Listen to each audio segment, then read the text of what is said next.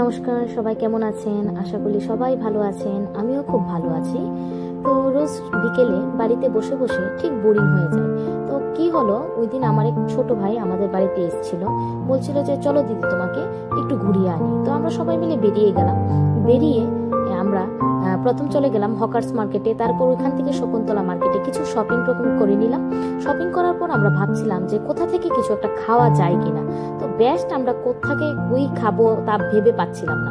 তো আমাদের সামনে চলে আসলো আপনাদের লক্ষ্মী বেকারি প্রথম, তারপর চলে আসলো অম্বিকা রেস্টুরেন্ট, তারপর আরো নানান ফুড স্টল আমরা আশেপাশে দেখছিলাম, কিন্তু কোনোটাই আমাদের বেশ একটা খাওয়ার মতো ছিল না, ভালো লাগছিল না। কি খাবো একঘেয়েমি চলে এসেছিল এগুলি খেতে খেতে। তো তখন আমরা কি করলাম, তখন আমরা ভাবলাম যে চলো অন্য কিছু একটা ট্রাই করা যাক। তো ট্রাই করা যাক ভেবে আমার এই যে দেখছেন পাশের যে ফুলের দোকানটা, সেটা আমার খুব প্রিয়।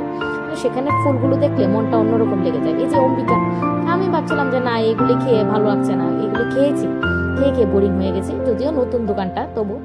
তখন আমরা কি করলাম, আমাদের গন্তব্যস্থল ঠিক পিঙ্কের এই সামনের দোকানটায় চলে আসলাম। এই স্টলটাতে জানেন তো বেশ জিনিসপত্র পাওয়া যায়, কিন্তু সবগুলি খাবারই খেতে খুবই টেস্টি ছিল। তখন আমরা ভেবে নিলাম যে আমরা আজকে গন্ধরাজ পকোড়াটা ওনাদের ট্রাই করি, দেখি কিরকম লাগে। তো আমরা কাকুকে বলছিলাম যে আমাদেরকে 1 প্লেট গন্ধরাজ পকোড়া দিয়ে দাও। গন্ধরাজ পকোড়াটা উনি আমাদেরকে বানিয়ে দিল, কিন্তু জানেন তো অসাধারণ টেস্টি ছিল।